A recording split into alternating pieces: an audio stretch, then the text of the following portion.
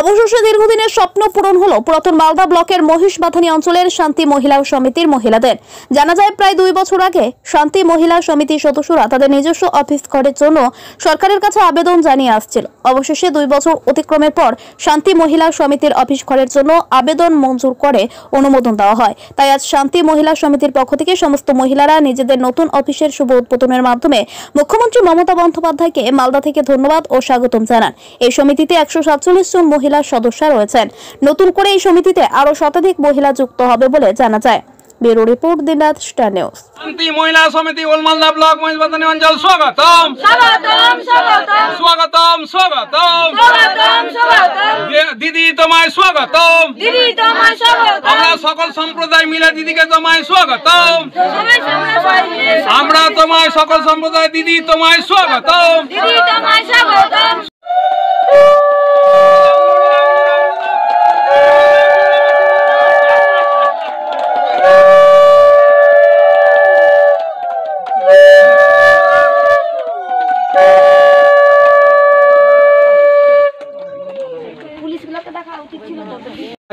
সাল থেকে শান্তি মহিলা সমিতির যে আবেদন আমরা করেছিলাম সরকারিভাবে স্বীকৃতি পাওয়ার জন্য, তাই দীর্ঘদিনের আমাদের এই আশা ভরসা রেখে আমরা আবেদন করেছিলাম।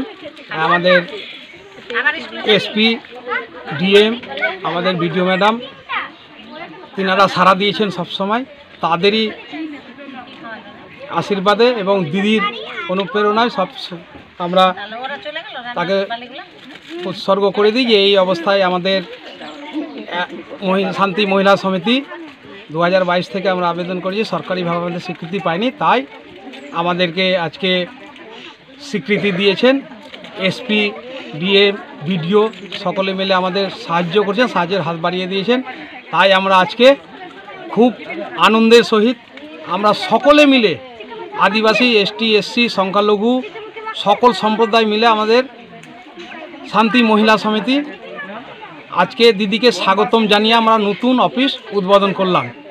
আপনার নাম, পরিচয়? সৌম্যচরণ দাস, শান্তি মহিলা সমিতির সহকারী মেম্বার এবং তাদের পাশে দাঁড়িয়ে শান্তি মহিলা সমিতি থেকে আমাদের অর্ডার দিয়েছেন এবং সহযোগিতা করেছেন।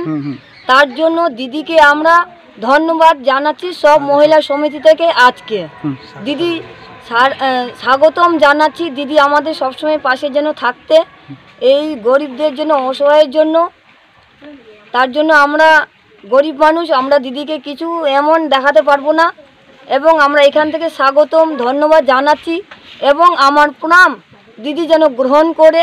আমরা দিদির কাছে যেহেতু জড়িয়ে ধরে কিছু করতে পারবো না, তাই এখান থেকে আমার মন ভরা ভালোবাসা এবং আমার বুক ভরা কোটি কোটি প্রণাম যেন দিদি আমার গ্রহণ করে আর আমাদেরকে এগিয়ে নেওয়ার জন্য আমাদের দিদি যেন আমাদেরকে আরও সরকার থেকে অনুমতি দেয়, আমি যেন আরও দেখাতে পারি দিদির সহযোগিতাতে।